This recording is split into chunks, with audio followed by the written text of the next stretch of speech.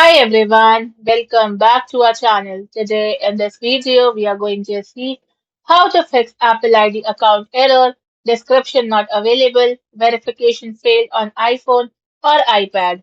Fix 1. Check your internet connection. Connect to a stable Wi-Fi network and if already on Wi-Fi, switch to mobile data or another network. Now open Safari and verify that websites load properly. Fix 2. Sign out and sign back in. First, go to Settings, then tap your name at the top. Now scroll down and tap Sign Out and restart your iPhone or iPad and sign in again with your Apple ID. Fix 3. Check date and time settings. Open Settings. From there, go to General, then find date and time. Now turn on Set automatically, then try verifying your Apple ID again. Fix 4. Reset network settings. Open settings, then go to general. From there, go to transfer or reset iPhone/iPad, then tap reset. Now select reset network settings and reconnect to Wi-Fi and try again.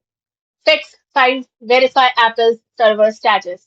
Open Safari and visit Apple's system status page.